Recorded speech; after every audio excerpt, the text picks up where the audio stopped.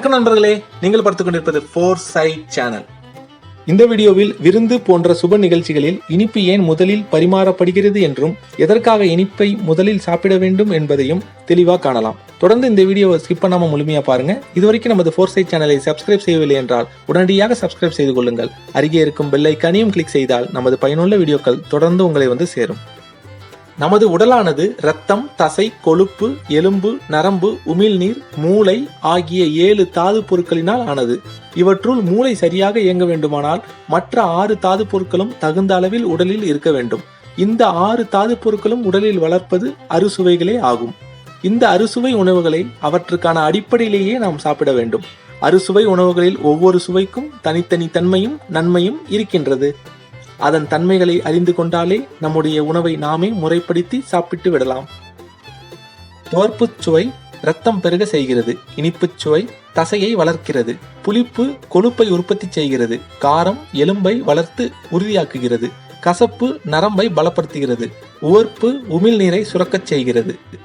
உடலில் உள்ள தாது பொருட்களை பெருக்கவும் அவற்றை உடலுக்கு ஏற்றவாறு சமன் செய்யவும் அறுசுவைகள் கொண்ட உணவுகளே என்பது குறிப்பிடத்தக்கது.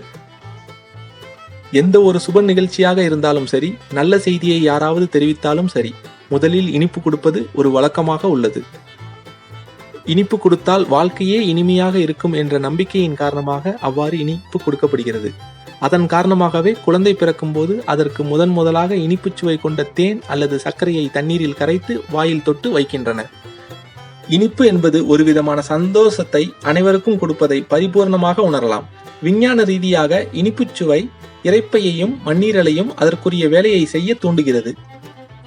இனிப்பை முதலில் சாப்பிட்டால் தொடர்ந்து சாப்பிடும் உணவு நன்றாக ஜீரணமாகும் என்பதற்காகவே இனிப்பை முதலில் சாப்பிட வேண்டும் என்று கூறப்படுகிறது. விருந்து சாப்பாடு என்றால் சிலர் வழக்கத்தை விட கூடுதலாகவே உணவை சாப்பிடும் போது வயிறு உப்பலாக இருக்கும். அதனால் வயிற்றுக்கு எந்த பாதிப்பும் வராமல் இருப்பதற்காகவும் சாப்பிட்ட உணவை விரைவில் ஜீரணிக்க செய்வதற்காகவே இவ்வாறு கடைபிடிக்கப்படுகிறது.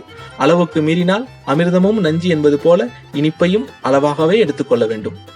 எனவே இனிப்பை அளவாக எடுத்துக்கொண்டு இன்பமாய் வாழ்ந்திடுங்கள். இந்த வீடியோ குறித்த சந்தேகங்களை கமெண்டில் குறிப்பிடவும் உங்கள் கருத்துக்கள் வரவேற்கப்படுகின்றன. இந்த வீடியோ பிடித்திருந்தால் லைக் பண்ணுங்க, மற்றவர்களுடன் ஷேர் பண்ணுங்க. மீண்டும் ஒரு அற்புதமான பயன் தரக்கூடிய வீடியோவில் சந்திப்போம். நன்றி, வணக்கம்.